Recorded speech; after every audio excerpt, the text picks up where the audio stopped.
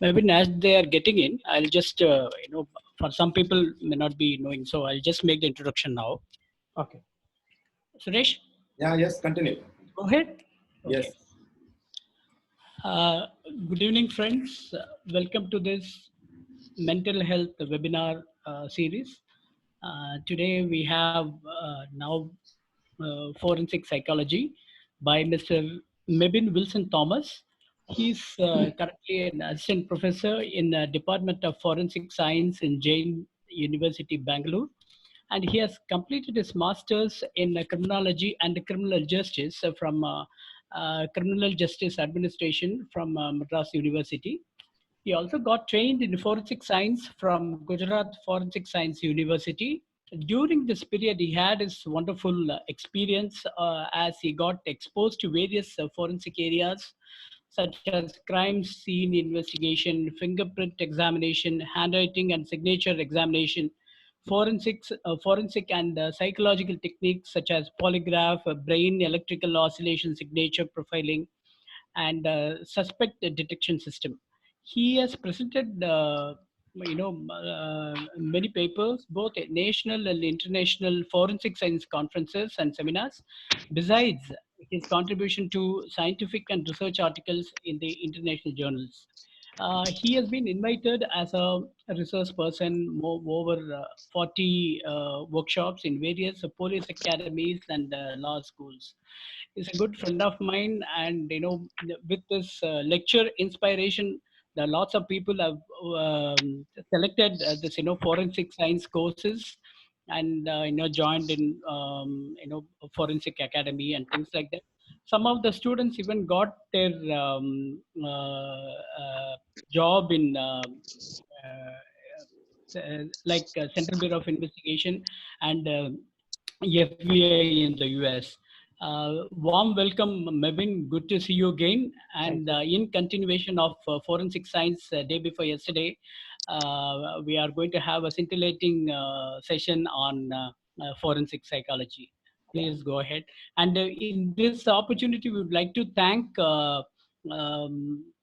Department of Psychology in American College in Madurai, and it's a wonderful team effort, and it is an initiative of Dr. Suresh Kumar, and it's been very creative, to start, and it is going in great guns. And today we are into 46th and 47th session today, and every day it's full. So we are very, very happy that our objective is, it's well taken in the professionals and the student community. Thank you so very much. Over to Mebin. Thank you, sir. Thank you for the introduction. Before starting, one more point, just wanted to add. The session will be there for 40 minutes. So after 40 minutes, you have to come back from the same link because Zoom allows only 40 minutes. So it will automatically, as the lecture goes on, it might get automatically disconnected.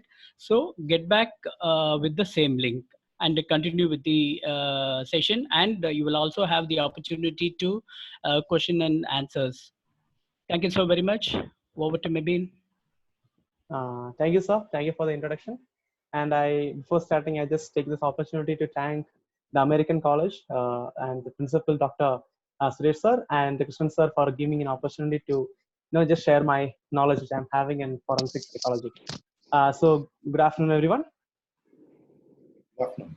Yeah. So before starting, so first of all, basically I just want to share first of all with my experience itself. So a lot of people, okay, in forensic science. So last day we were having an introduction with respect to forensic science. So today I just take this opportunity to clear certain people's fundamental doubt. Okay. So first thing, mostly people are having a doubt. First of all, what is the difference of forensic psychology? So we are going to deal with that. Then second, which is something called as criminology. Then there is something called as criminal psychology. Then newly there's something called as investigative psychology. So I just want to clear what is this, no, all these kind of differences, or whether we are having any such kind of differences with respect to this field. Okay. So the first thing before going to the forensic psychology, first of all, we'll see what is exactly criminology is.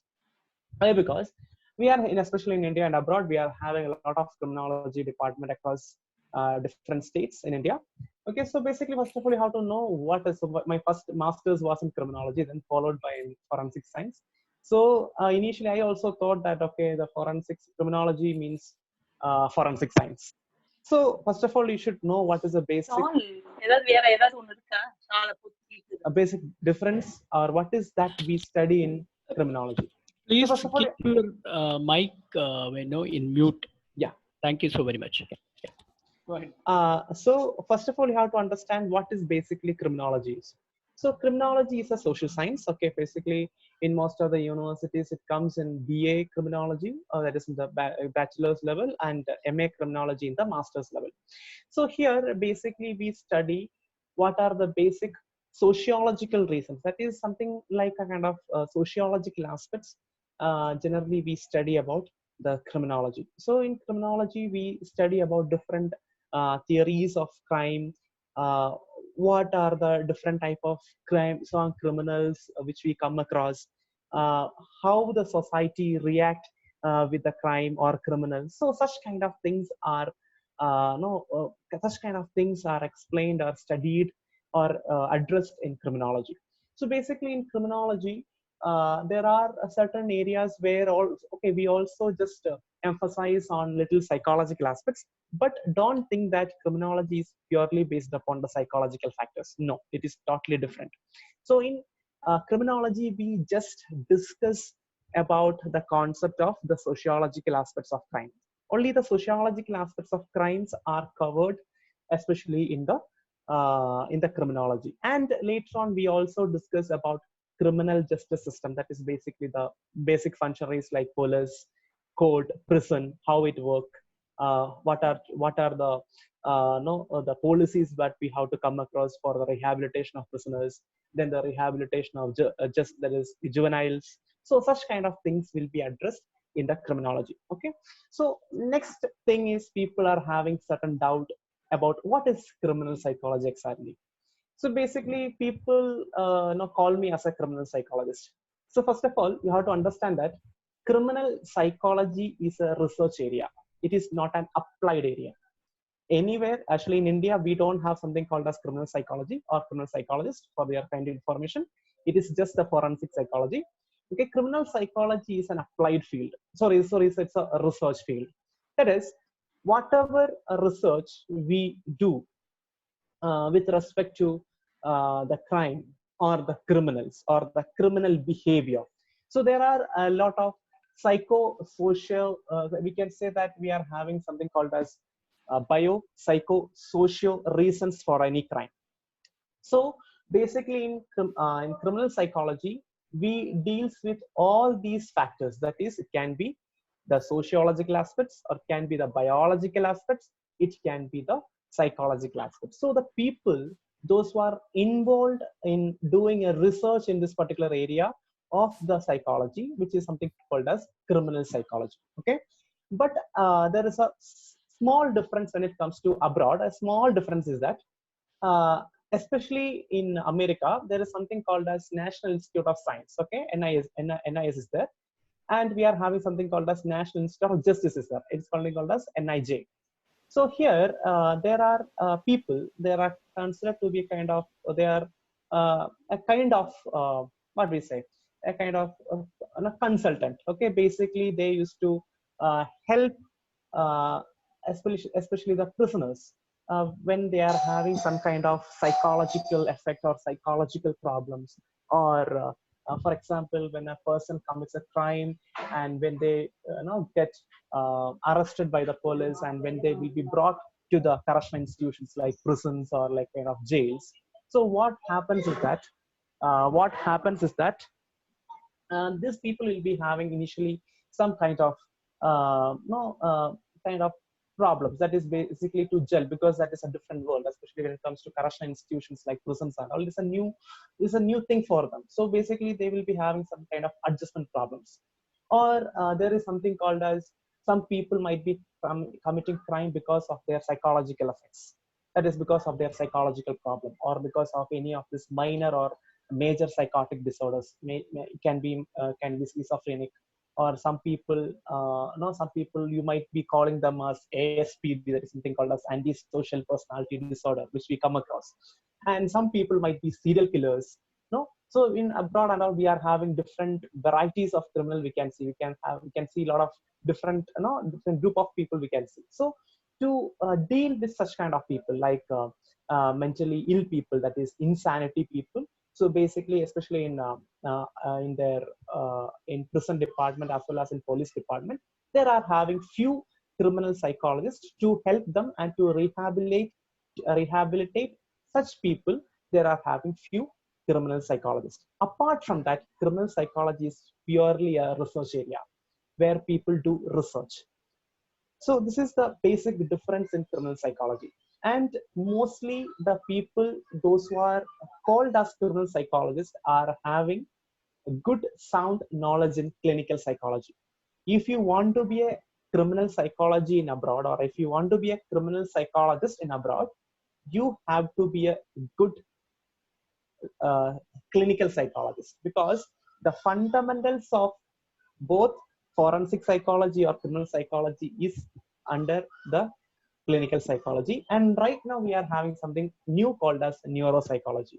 So if you want to be a good, if you want to practice, or if you want to learn about forensic psychology, you have to be thorough about the clinical psychology aspects and as well as the neuropsychological aspects. Why? Because right now we are giving more importance for the thought, especially the cognitive, that is neurocognition, and the neuropsychology. Okay, so generally when it comes to any criminal psychologist, the person should be having a kind of person should have done his or her masters, or even that, especially when it comes to India, we should have MPhil. That is one of the thing right now. So I think that I hope you might have heard about something called as Rehabilitation Council of India, RCI. I hope you are aware about this kind of things. RCI is something called as Rehabilitation Council of India. Rehabilitation Council of India. So just like after you finish your MPhil in clinical psychology, so you can register yourself as a clinical psychologist in RCI. That's something called as Rehabilitation Council of India. So then you can practice as a clinical psychologist anywhere in India. So just like in abroad also, so such kind of certifications are there with respect to criminal psychologist. So next important aspect which we are going to discuss is forensic psychology. So forensic psychology is, I can say that forensic psychology is again a very different multi-disciplined area.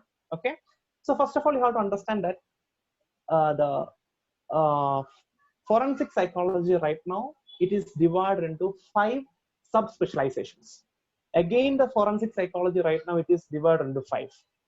So the main 5 among that 5 arms, or among that 5 important specialization field in forensic psychology, are main 5 things. First one is police psychology.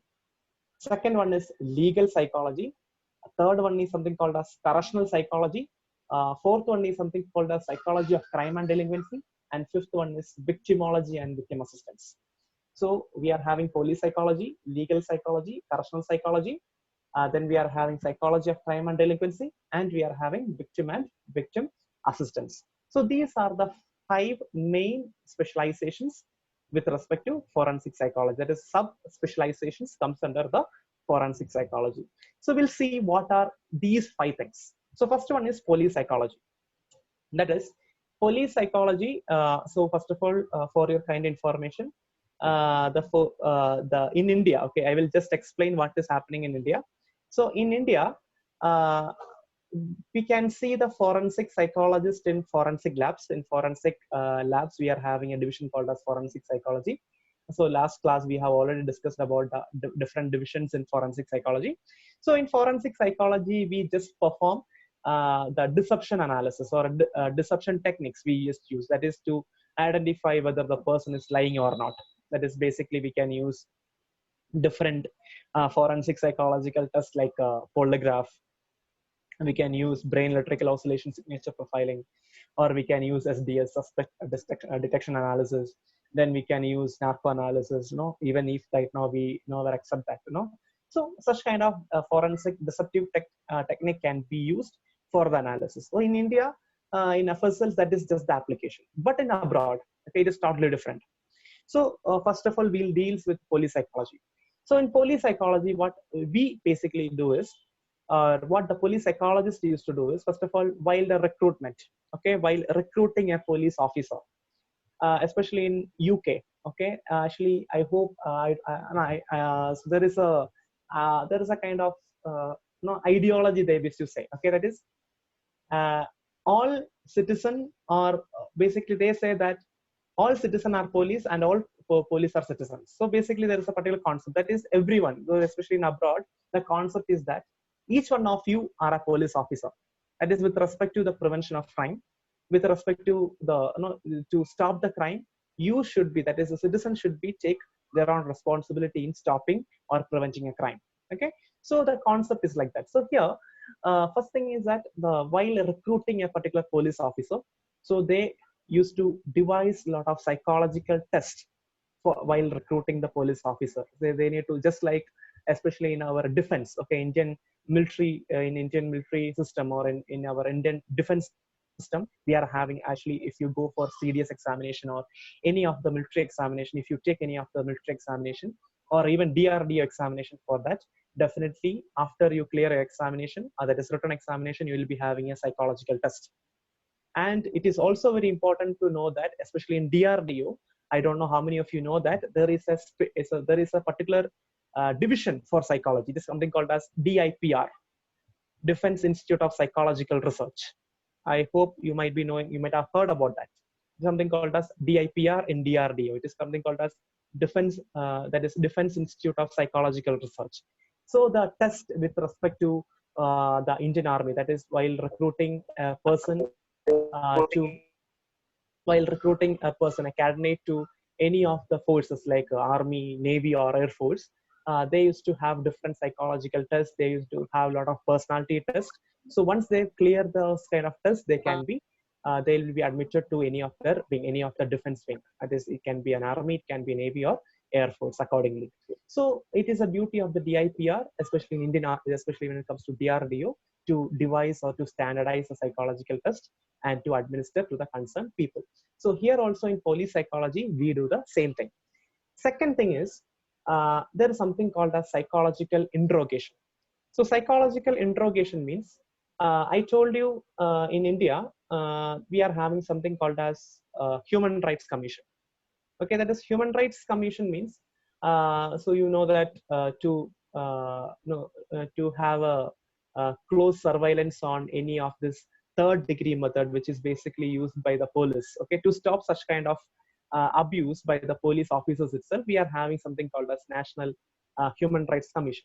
So according to National Human Rights Commission, the use of polygraph and the use of such a forensic psychological test is not that encouraged. Okay, in Indian legal scenario or in Indian legal system, the use of polygraph or narco analysis or even brain electrical oscillation signature profiling, for that matter, is not at all being encouraged by the Indian judicial system. Why? Because our Indian constitution itself is protecting the right of an arrestee. Okay, actually, according to Indian Constitution, Article 20, Clause 3, it says that no person shall be a witness against himself. Okay, no person shall be a witness against himself. So it's clearly says that a right against self-incrimination. So when we do polygraph or any other forensic psychological test, we ourselves is becoming our own witnesses. That is something that is a person itself is becoming a self-witness. So to stop such kind of things, so such kind of examinations are not at all being encouraged by the National Human Rights Commission or by the Indian judicial system. So basically, in abroad also such kind of things are there. Such kind of UN conventions are there. That is, United Nations conventions are there. So the especially in abroad, the police psychologists, they used to develop a lot of psychological interviewing. That is, just by knowing, okay, the one of the very famous person for that matter is Paul Ekman. Okay, so you can just note his name. His name is Paul Ekman. So Paul Ekman is a very famous person. He is very famous for micro expressions. So as a psychologist, everyone might be very much, very much fascinating, to see the magic. And this is what we say about mentalism, right? You might have heard about a lot of about mentalism.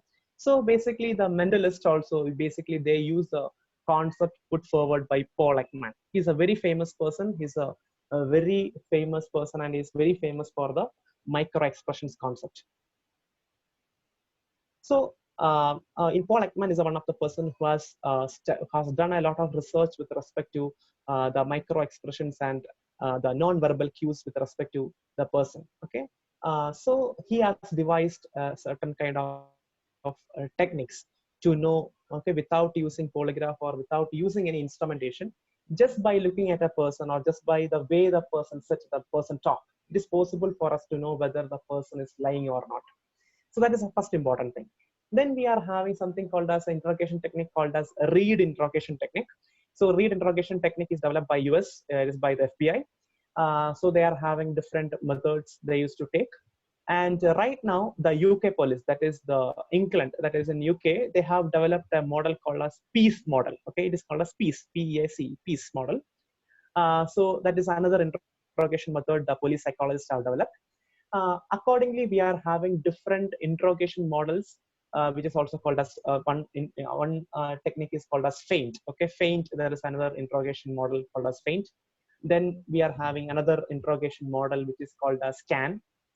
Okay, so all these are having, so all these kind of things are having certain expansion is there. Okay, all this feint, scan, piece, everything is having certain expansion. And the one of the most important interrogation technique which the Israeli government, especially the Mossad, you might have heard about the espionage agencies of Israel, which is called as Mossad. They have developed a technique called as for the interrogation of terrorists. For the interrogation of terrorists, there is something called as technique called as HUMINT. Okay, there is something called as human intelligence. It is something called as HUMINT. So likewise, this police psychologists they used to develop they used to devise lot of standardized tests as well as standardized interrogation protocols for understanding a criminal and detecting the deception by this particular offenders. And these people also devise lot of strategies for this psychological psychological impact. So because especially when it comes to abroad and all, there might be shooting incident, or there might be encounters of different culprits will be there, especially abroad. You might have read and all, especially in medias and all. So to handle, so basically after an encounter and all, so what happened is that these police officers might be undergoing some kind of psychological issues or some kind of psychological trauma after the encounter. So such to deal or to rehabilitate such police officers, so the police psychologist used to help them, and they used to develop strategies and policies to help the police officers. So this is what all about the police psychology. Next is something called as legal psychology. So in legal psychologist means, so basically in India, we know that mostly when it comes to court, the most important thing is eyewitness, right? Eyewitness is a very important thing. So, so here, the legal psychology, the duty of a legal psychologist is to examine or to validate the eyewitness testimony. Okay, so the eyewitness testimony is very important, and there are a lot of psychological application. There are a lot of psychological research also has done with respect to memory and eyewitness testimony. Okay, so so they used to validate the eyewitness testimony. So what is a reliable? For example, if an eyewitness testimony, if a person saying that, okay, if a person is saying that, okay, I have witnessed a particular crime, and I'm saying that, okay, I have seen this particular person, that particular crime scene, committing or stabbing a particular person, X or Y. So how you validate this statement? How you know that this particular person is a real eyewitness or not. So it is a duty of the legal psychologist to answer such kind of question. Then another thing is that we are having, as I told you in the beginning, in abroad and all, some people might be committing a crime because of their mental disorders, just like any of this major or no minor psychotic problem because of schizophrenia. So there is something called as a Mcnaughton Rule. Okay, so in abroad there is something called as Mcnaughton Rule. It is a very famous rule. It says that if a person is sane, okay, he cannot be liable for any punishment. That is, nothing is an offense committed by a person under insanity. Okay, so that's what the Mcnaughton Rule says. That is, nothing is an offense committed by a person under insanity.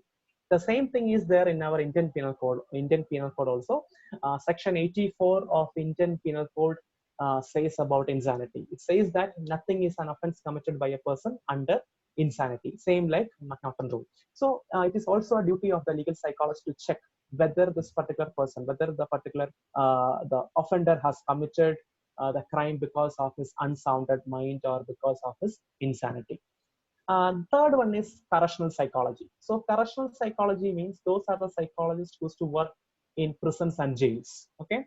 So first of all, as I told you, when a new prisoner is coming to the prison, okay, after the commission or after the trial or whatever, so what happens is that the person will be always the prison is a different world. Okay, I have been to nearly 6 central prison across India. So always, I have been to different 6 prisons in Tamil Nadu. I have been to Pudel prison and Vellore Central Prison. Okay, I have been to Pudel and Vellore Central Prison. So I used to go over there for taking classes for the prison officers, especially in the field of forensic psychology itself. That is for the rehabilitation of the offenders. Okay, so we also used to have refreshment courses for such kind of officers. So I used to go. So once in a year or like that. Okay. When you go over there, so basically what the prison officers, they used to say that it is the prison officers are also having a lot of problems. They also having a lot of problems because they are also dealing with this kind of especially for criminals, and they are also having a lot of psychological problems because of their prolonged exposure to these particular criminals and other things. So the odd working hours and all this kind of, you might have heard about all this kind of organizational and occupational stress is there. Okay, that is also one of the most important thing which we need to address with respect to these people. That is both police and the prison officers. So a lot of occupational as well as organizational stresses will be there, or stressors will be there. So it is a duty of the correctional psychologist to deal or to address such kind of things. And as I told you, the rehabilitation of the offenders. See, you have to understand one thing, why we are giving the punishment to offenders. So that is a most important question which comes to everyone's mind. Okay, so there are 3 important aspects of personalization. So once a person commit a crime, so the police arrest him, the person will be taken to the court. The court will give the verdict, whether it can be the person can be released or the person will be sentenced. So the main 3 important features or 3 main objective of personalization, that is just putting the person behind the bar, is 3 things. First one is reformation. That is, we need to reform the person. Then rehabilitation. That is, we have to rehabilitate the person properly. That is first of all, we need to, with the help of psychological interventions, it is possible for us to rehabilitate an offender. And first of all, third one is reintegration of the person back to society. That is, once the person's sentence is done, that is, the sentencing is done, or the term in the prison has been done, or whatever, 10 years or 18 years or whatever it may be. So once he get back to society, there is a problem of reintegration. So that is because of the mindset of the people. Because if I'm asking you, for example, whether you accept a criminal, whether you give an opportunity to work, for example, if you're having a company, if you're having an organization, whether you will admit him or whether you will, after you just came to know that this particular person is a criminal and he has served nearly 10 years in the prison, okay, inside a prison, whether you will give a job to the person. So I'm asking you, how many of you will accept a criminal to your own institution or whether, your own company or whatever? Whether you will accept.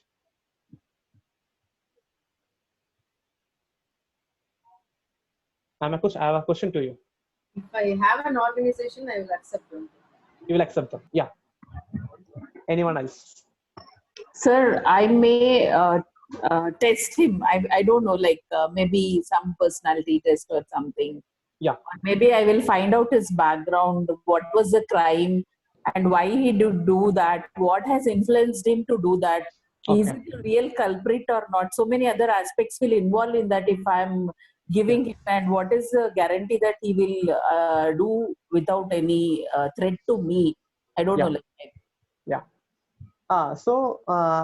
First of all, in India, to do such kind of things, we are having probation officers. Okay. So in every prisons, we are having a group of experts called as probation officers. So it's a duty of the probation officers to rehabilitate such kind of people and to reintegrate back to society. Otherwise, what happens is that again they will, commit another crime. They will come back to society. So basically, what happens is that we should be in a position, or we have to rehabilitate, or we have to reintegrate these criminals back to the society in such a way that they can earn their daily bread and butter. So it is a duty of the correctional psychologist to ensure that after the sentence is being done, especially in India, we can see that in nearly 90 to 95% of cases are situational offenders. Okay, mostly they are situational offenders. Just because of a situation, they have committed a crime and they got sentenced and they came inside the prison. So mostly this kind of recidivism is very less, especially in India also. If you check the entire global statistics or entire Indian statistics, it's very less. Such kind of people, and even serial killers are also very less. Okay, don't think that everyone who is killing is a serial killer. No, so not like that. Okay, so such kind of in percentage, in contrast to statistics, is very less.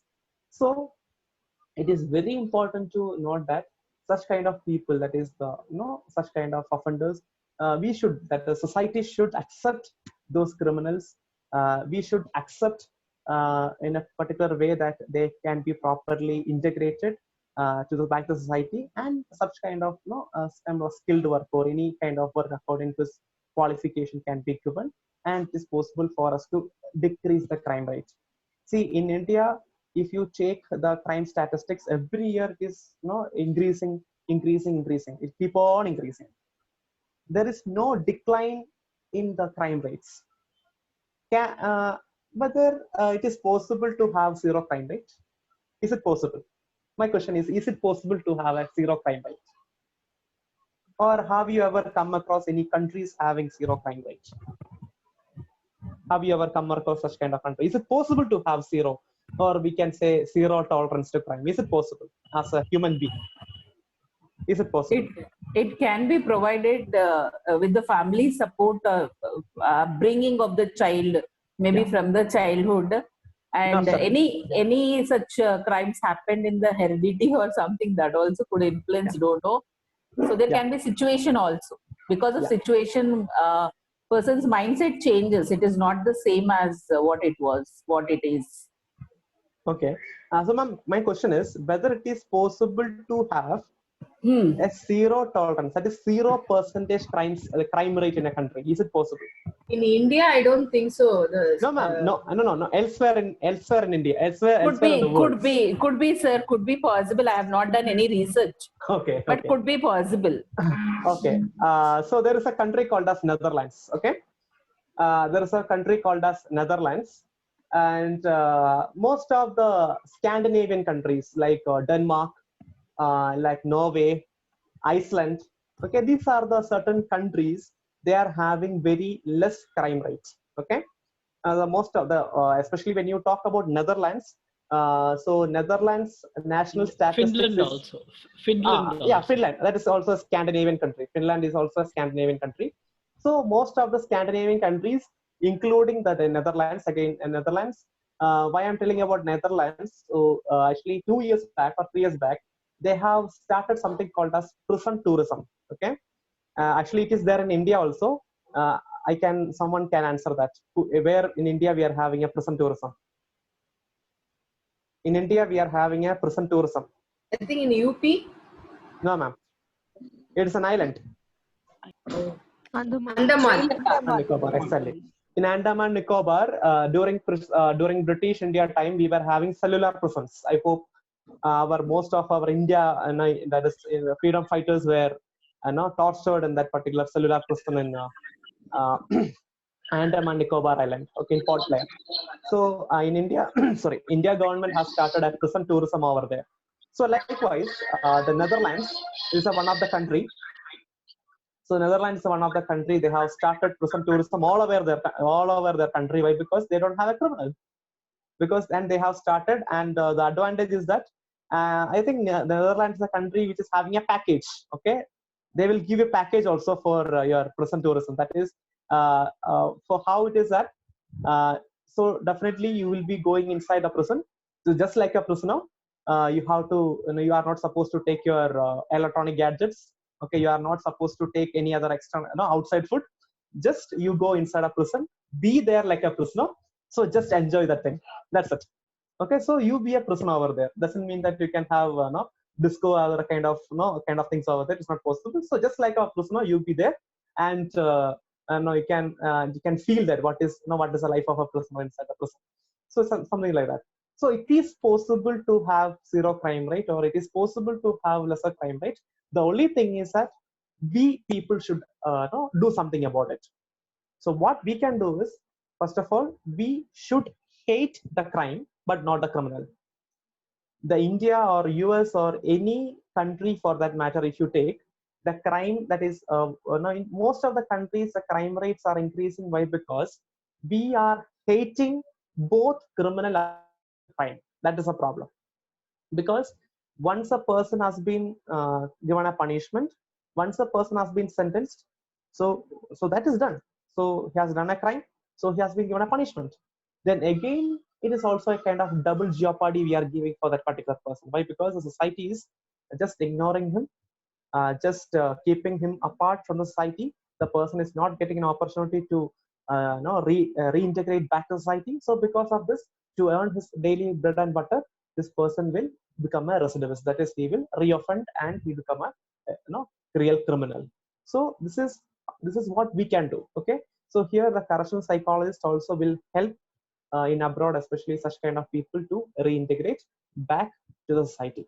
So all these three areas which I discussed, police psychology, legal psychology, and correctional psychology, is an applied area of forensic psychology. Okay, the police, the legal, as well as the correctional psychology is considered to be the applied areas of forensic psychology. Then apart from that, we are having two other things, which is called as psychology of crime and delinquency, and victimology and victim assistance. So those two things are called as the research areas of forensic psychology. Okay, so psychology of crime and delinquency deals with juvenile offenders. Okay, so what are the reasons why the juveniles commit a crime? What are, again, with respect to adult criminals, what makes them to commit crime? What are the factors make the juveniles vulnerable to crime? Okay, so such kind of things are researched, and such kind of children are also rehabilitated with the help of the psychology. Then the last one is